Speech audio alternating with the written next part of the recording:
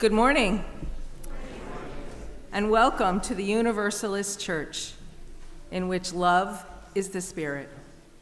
We are glad you are here, whether you're here in the sanctuary today or anywhere in the world on our live stream.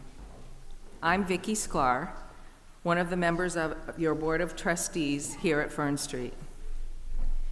If you are a visitor, we hope you'll sign one of our guest books at either entrance to the sanctuary or visit our webpage, westhartforduu.org, to learn more. There you can use the contact page to get onto our electronic mailing list, which is the best way for us to stay connected. We look forward to helping you become part of the Universalist Church. We'll have fellowship through Zoom and fellowship in Fisk Hall after worship. If you need help finding your way to Fisk Hall, any member of the church will be happy to guide you. Just look for someone wearing a Universalist Church name tag. You can find the link for Zoom fellowship in your weekly news or our Breeze calendar. If you aren't getting the weekly news, please do sign up for it on our website. And now, I invite you to take a moment to make your mobile phone silent, turn off your email, and put away your keyboards, and settle in for worship.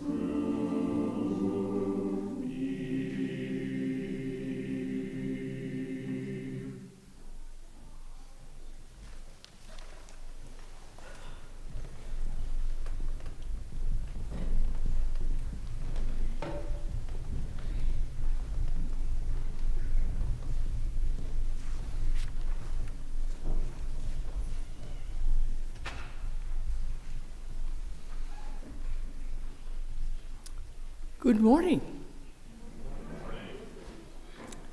I invite those of you joining us from your homes to locate your home chalice, as well as your Advent wreath and/or menorah, or all three, as they are in my house. And join us in lighting these symbols of this wonderful season as we light ours here in the sanctuary. Just so you know, I already lit the menorah lights and I lit the Advent wreath because there's a lot of them today. So if you have a menorah, you only light 7 lights because tonight you light the 8th one.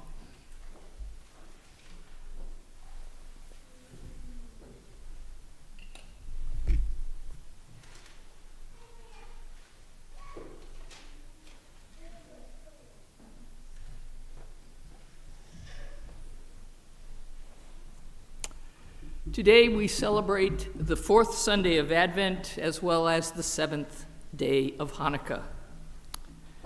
As these candles and chalice glow in our sanctuary, we share them, and may these flames remind us of our capacity to provide a deep, abiding silence during this time of solstice. Today's service will be filled with moments of silence, longer than usual, between our shared readings, so as to provide you all with a time of quiet in the midst of how we are pushed to run and scamper and do all the crazy things that every commercial on TV recommends. I don't follow them. I encourage you to pick and choose yours.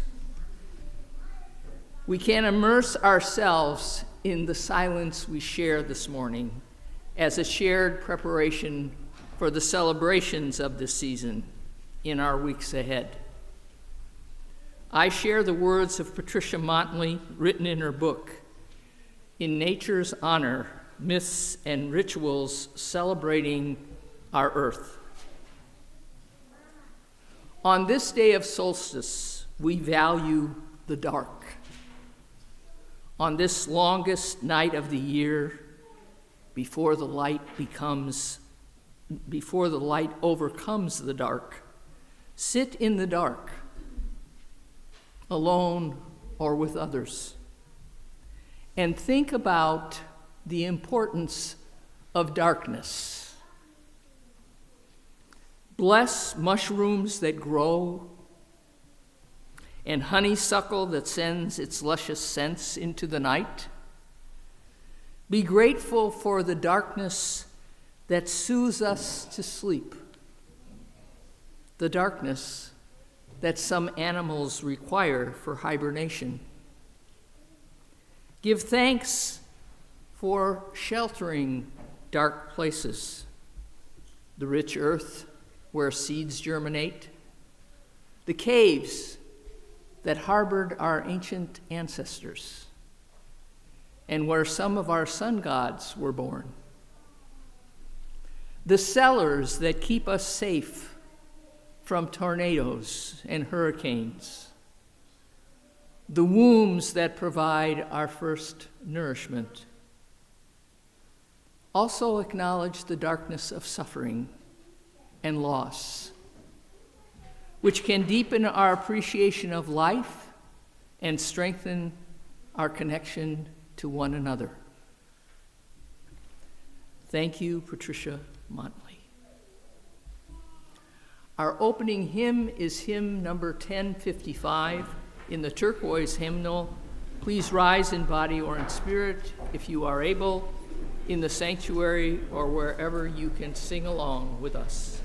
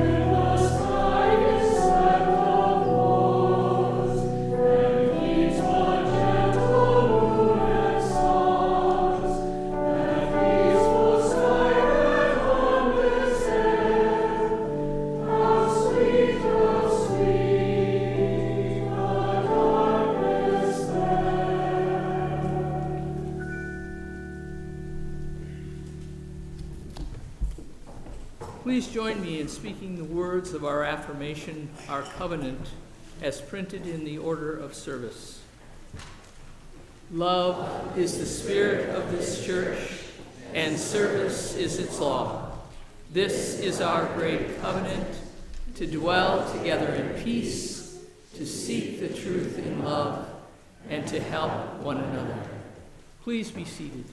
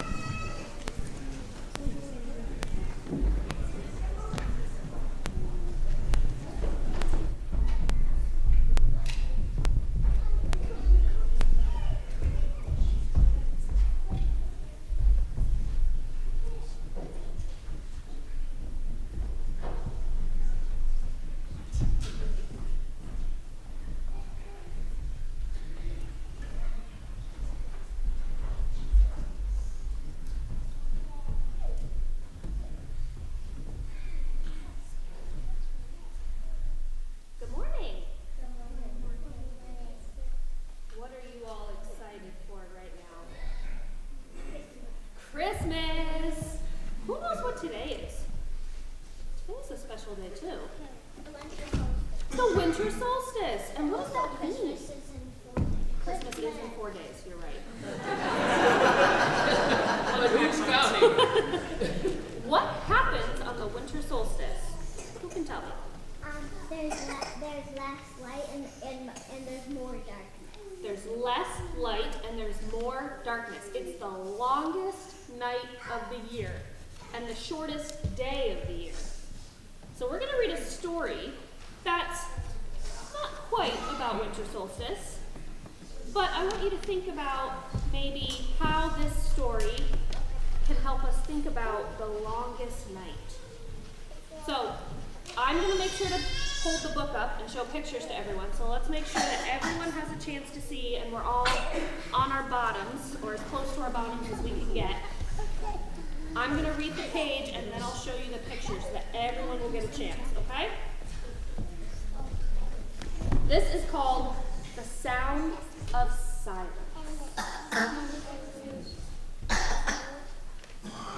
Little Yoshia wiggled with anticipation. 3, 2, 1. He threw open the front door.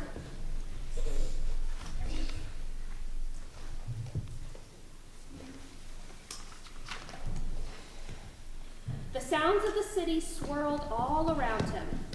Tokyo was like a symphony hall. It is in Japan, you're right. Yoshio listened to the sound of his boots squishing and squashing through the puddles, and the tiny raindrops pattering on his umbrella. The sound of his giddy giggles made him giggle even more.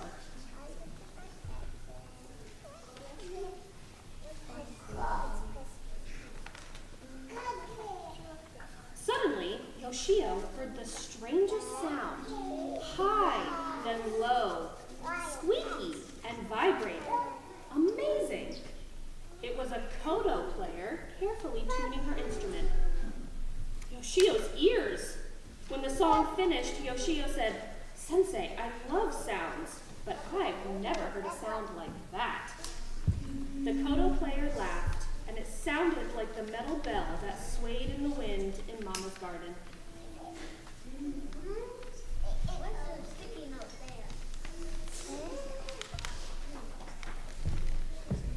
The most beautiful sound, the koto player said, is the sound of ma, silence.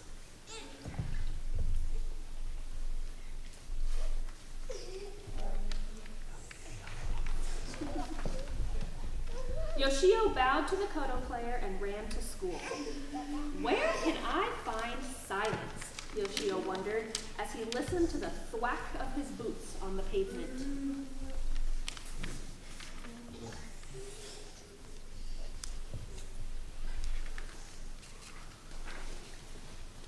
He listened for it through the school day, but there was always some kid making noise. At recess, the sun came out and Yoshio went to the quietest place he knew, the bamboo grove at the edge of the playground. But even there, the bamboo made a tuck-tuck-tuck sound as the wind banged its stalks together. He closed his eyes and heard the swish, swish, swish of the wind making the leaves talk. It was beautiful, but it wasn't silence.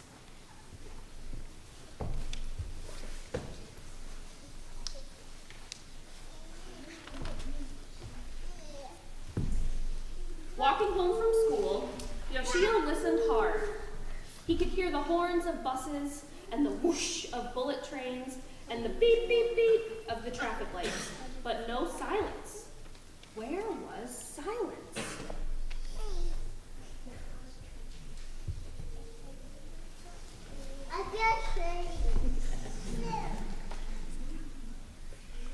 It wasn't in the dining room, where there was always the sound of chopsticks and slurping and chewing and swallowing. What a noisy family. Silence wasn't in the bath, where even his toes made noise and little droplets of water kept dripping off his nose. Drip, drip, drip.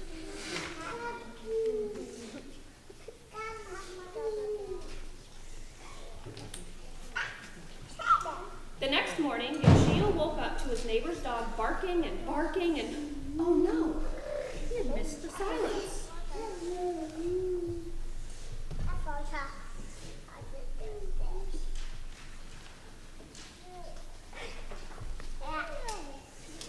Yoshio heard the creak of the school gates as he pulled them open. No one was at school yet. He pulled on his inside shoes and listened as they shuffled on the shiny floor. The classroom felt different without anyone in it. He sat at his desk by the window and pulled out a book. He loved this story, and as he read, he forgot where he was.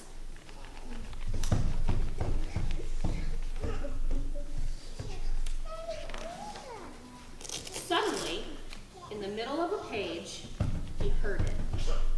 No sounds of footsteps, no people chattering, no radios, no bamboo, no kodos being tuned.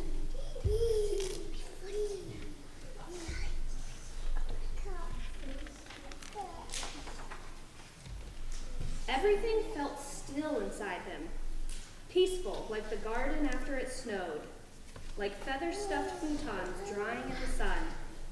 Silence had been there all along.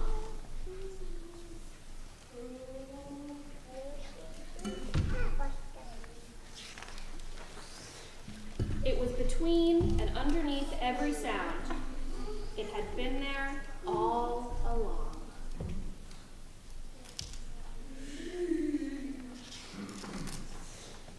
Ma. Silence.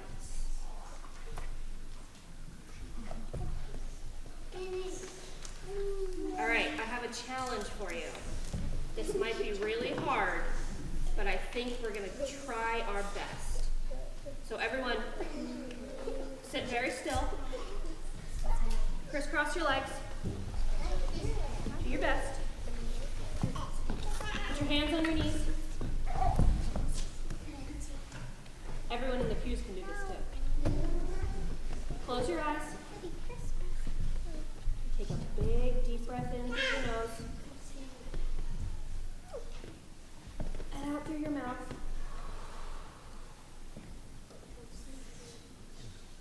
And try to find silence.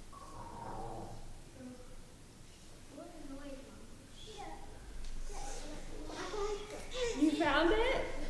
Nice job. Maybe we can all practice trying to find the silence. All right, at this time, please join me in singing our children out to their classes.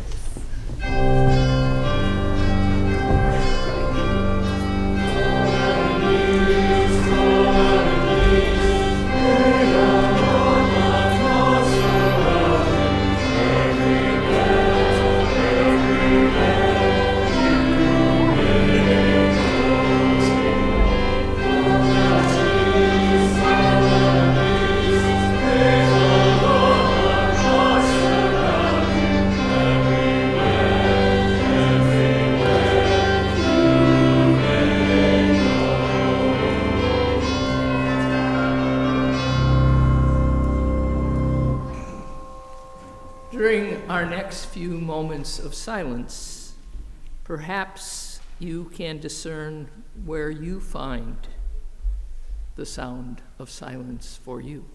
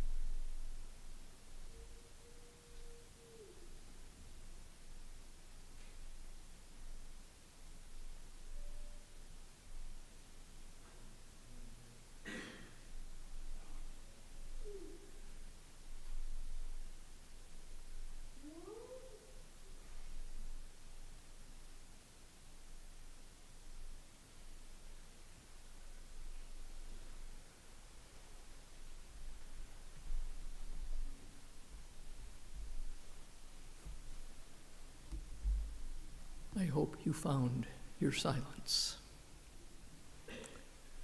The voluntary offering, the sharing of our resources for our shared work as a religious community, is a spiritual practice for all of us. It reminds us first that we alone are responsible for the strength and effectiveness of our faith, for our own sake and for the sake of others who need what we have to offer. And it reminds us also that we have chosen freely and gladly to come here, to come together this day and every day. This month, we share our offering with the Minister's Discretionary Fund. And the Minister's Discretionary Fund is one way in which we can help to make the world an easier place for one another in times of hardship. It allows us to help people from within and beyond this congregation who don't know where else to turn, by providing them with a source of money that can help in times of need. This year, that need has been profound. The fund has had more and greater requests than in recent years. Your gifts this month make it possible for us to help one another all year long. So to give electronically, please use the QR codes on your order of service, the links in our description, or those on our website to make your donation to our offering. And here in the sanctuary, our offering will now be gratefully received.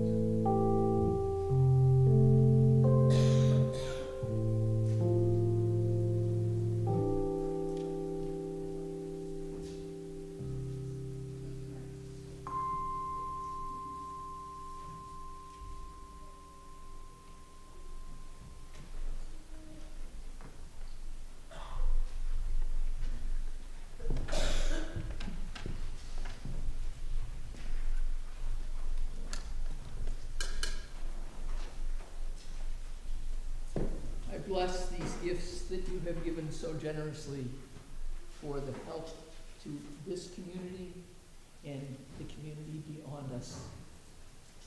Thank you for your generosity.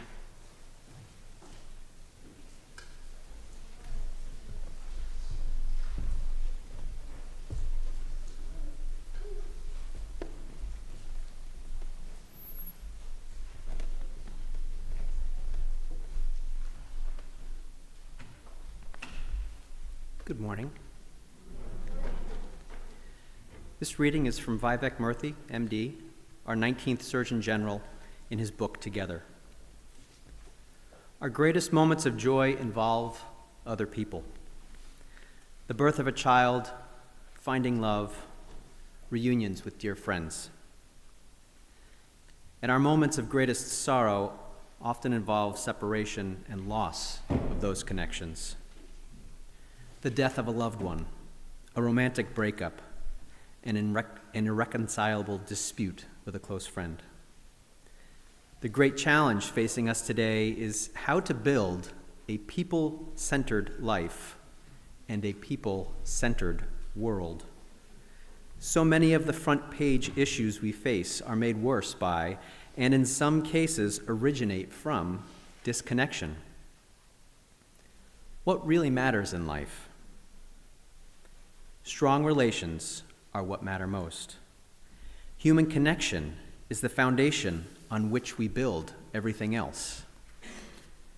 As a physician, I've never sat at the bedside of a dying patient and wondered with them about their bank accounts, their awards during their careers or work life. Instead, the dying person is always concerned about their immediate relationships, their connections to people. Creating a connected life begins with the decisions we make in our day-to-day lives. This work isn't always easy. It requires courage. The courage to be vulnerable, to take a chance on others, to believe in ourselves. But as we build connected lives, we make it possible to build a connected world. In the final moments of living, when only the most meaningful strands of life remain, it's the human relationships that rise to the top.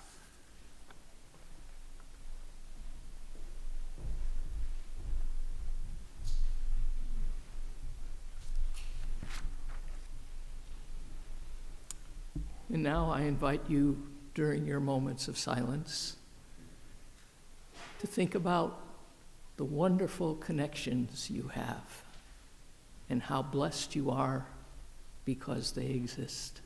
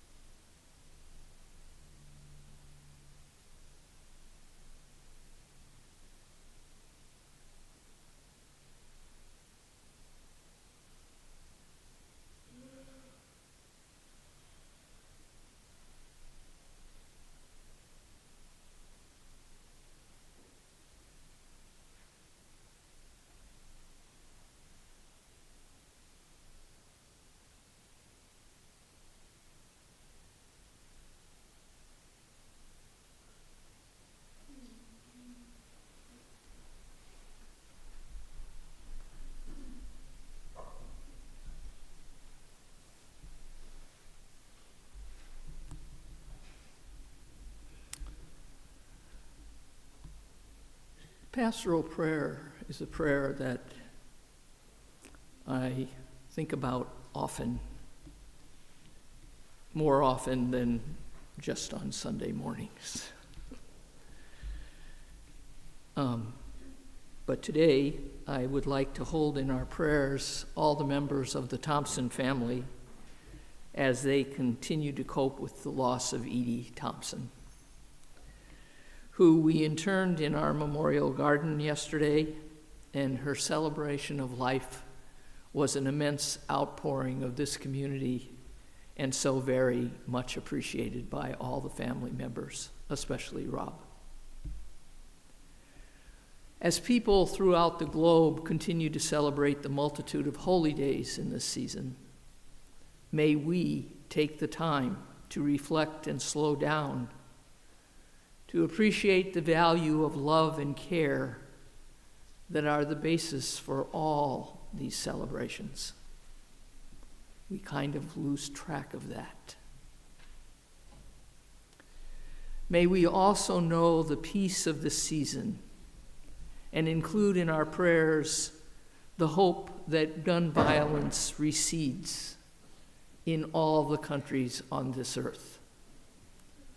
Let us especially today keep in mind and heart the 9 people who were killed and the 10 who were wounded in a pub in Bakersdal, south of Johannesburg in South Africa last night. Please join me now as we hold all these, as well as our inner prayers, in this short moment of silence in our pastoral prayer.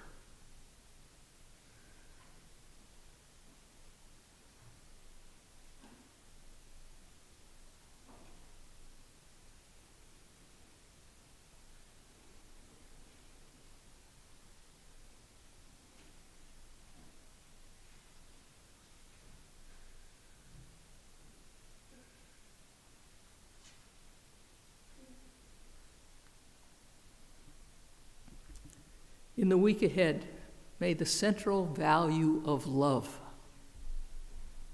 flow from our sacred and holy moments together and permeate everything and everyone we encounter each and every day. May our celebrations, in darkness or in light, speak to us of our inner wholeness and holiness at this grand season. Amen, and blessed be. Please join now in singing Spirit of Life.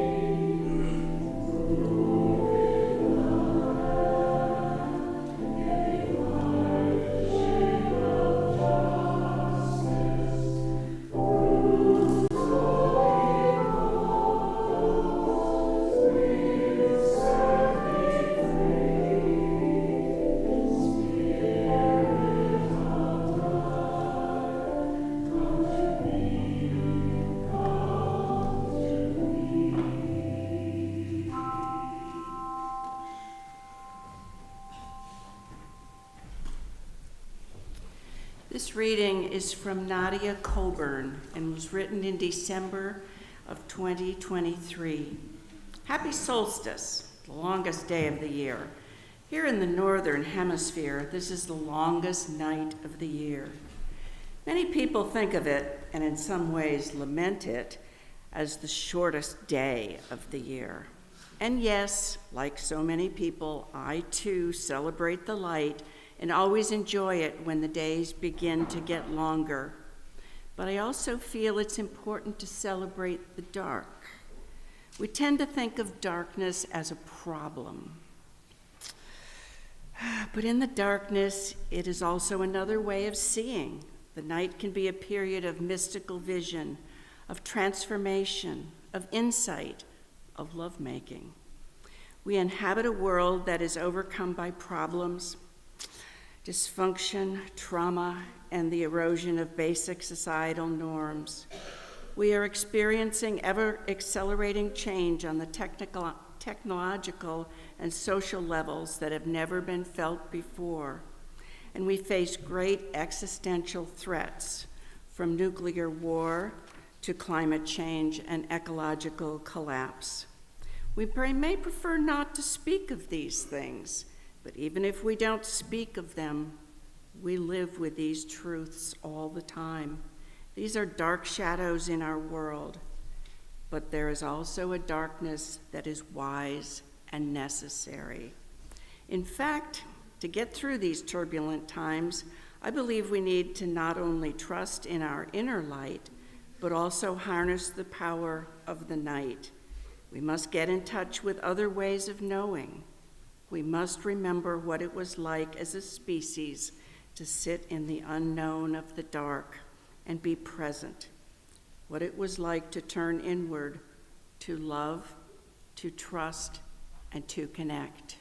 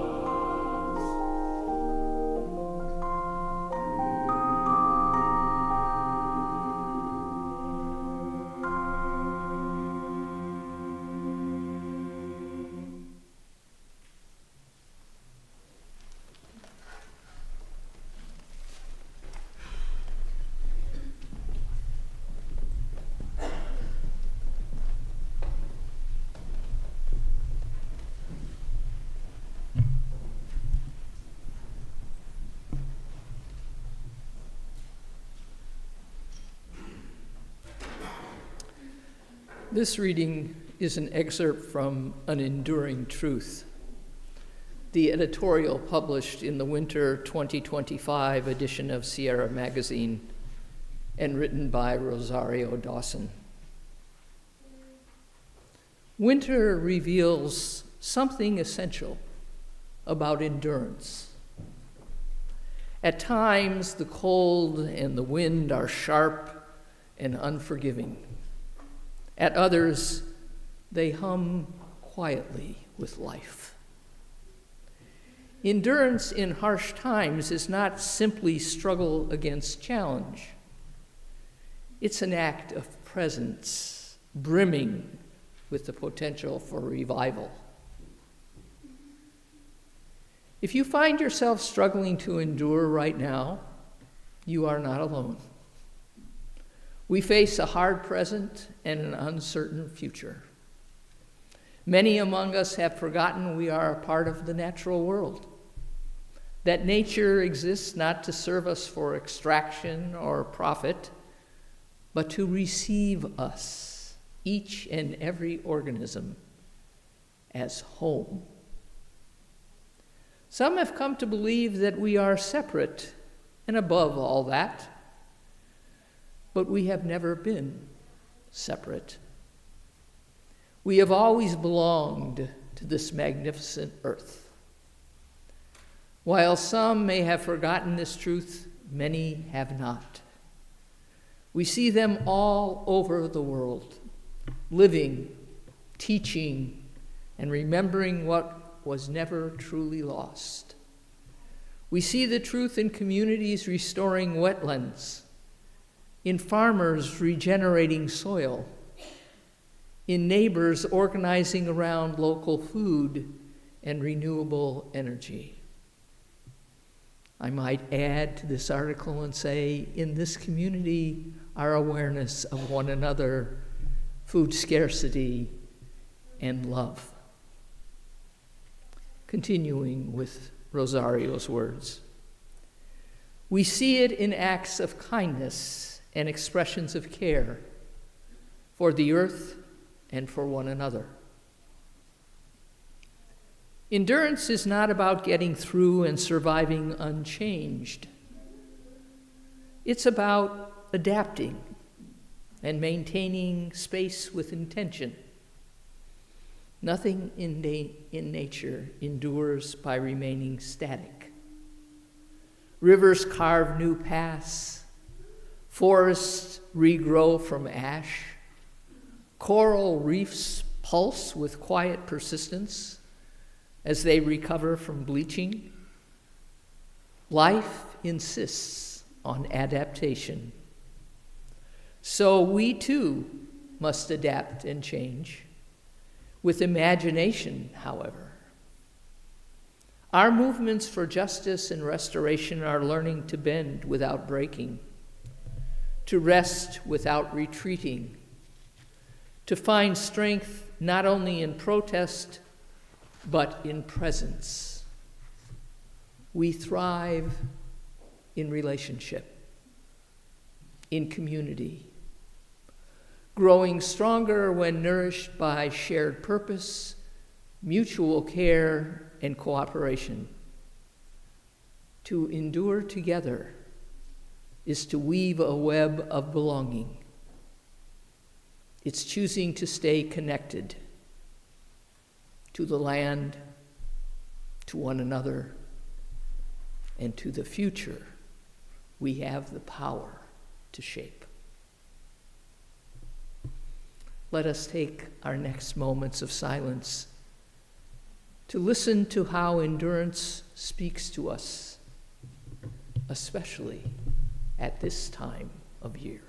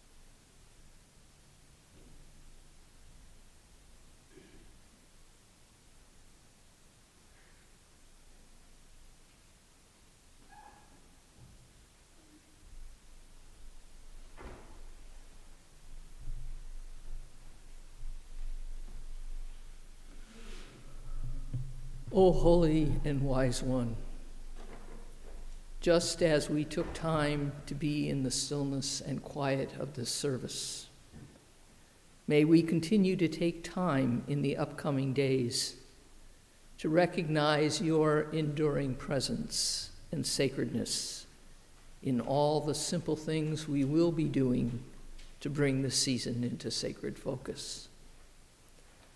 May we recognize the grace given in all the silences that surround us. May we cherish the wonders of life and its fullness that course through our very beings. May we celebrate with passion the joys of this season and the comfort of this community. May our sounds of silence bring us deep and abiding peace. Amen, and blessed be. Please join me now in singing our closing hymn, hymn number 175, We Celebrate the Web of Life.